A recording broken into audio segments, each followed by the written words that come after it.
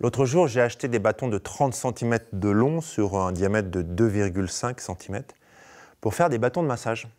Et ça m'a donné l'idée d'un exercice qu'on pourrait appeler relâchement, connexion contre force. Alors l'idée, c'est que je lui ai demandé de tenir ce bâton pour éviter qu'il bouge. Ça veut dire que si je vais dans un sens ou dans l'autre, il le tient. Et si j'essaye de bouger ce bâton en 3D, en tournant comme ça, en tirant, en poussant, ça ne donne strictement rien. Ça ne donne strictement rien parce que, 1, je ne suis pas connecté, et 2, tu tiens fort. En plus, c'est verrouillé ici au niveau des bras. Si je veux passer ce dispositif de sécurité, il faut que je lui donne une information que son cerveau ne va pas capter. Et la seule façon de pouvoir y accéder, c'est de me relâcher dans la connexion du bâton et d'avoir un mouvement 3D. Vous voyez que là, quand je pars d'ici et que je vais dans ces sens-là, sur les côtés, devant, derrière, je suis seulement sur le plan horizontal. Il faut que je rajoute le plan vertical. En haut, en bas. S'il sait que je fais juste en haut, juste en bas, voilà, ça résiste aussi. Mais vous voyez que derrière, si je vais dans un autre endroit, ça lâche.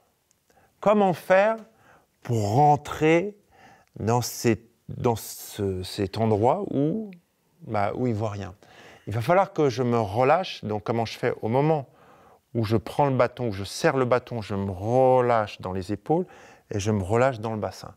Et là, ça va me donner une direction qui va être à la fois vers le haut ou vers le bas, une direction qui se relâche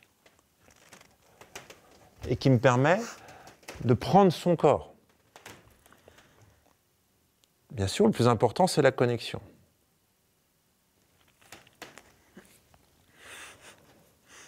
Qu'est-ce que tu ressens? Je ne peux pas résister. Si je fais ça, il tient. Je vais le bouger un petit peu.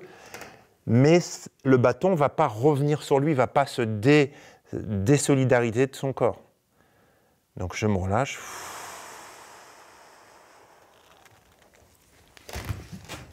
Et ça me permet de rentrer dans la structure. Tu veux essayer? Donc je me verrouille. Donc bouge-le déjà normalement. Je n'ai pas la place pour le moment. Voilà, là je suis bien verrouillé. L'idée c'est que tu te serves du mouvement. On part pas, tu pars pas comme ça, tu pars du mouvement et c'est au moment où tu serres que tu te relâches vers le haut, vers le bas et en même temps ça va te donner une direction. Je sais pas la main. Attends.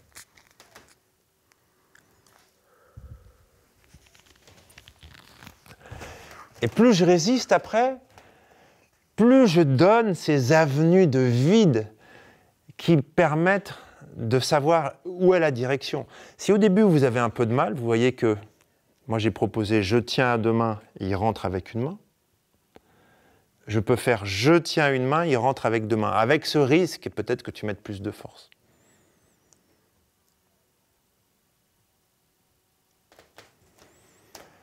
Regarde, parce que ce que tu as fait, c'est que tu as posé les mains sur le bâton Je me suis raté. et tu t'es relâché à ce moment-là, tu t'es arrêté. L'idée, c'est qu'au moment où je commence, déjà, je suis connecté à lui. Et là, je suis déjà connecté. Et au moment où je pose mes mains, je me relâche. D'accord? Et à chaque fois, que ce soit à deux mains ou une main, je lui propose une situation différente. Pour pas que son corps s'habitue à une technique. C'est plus facile comme ça, j'ai l'impression pour toi, non?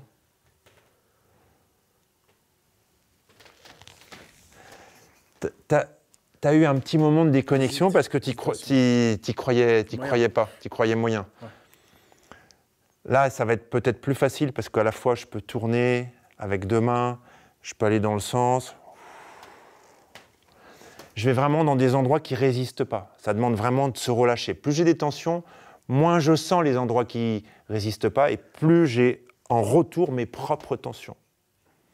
Voilà, excellent exercice de travail interne.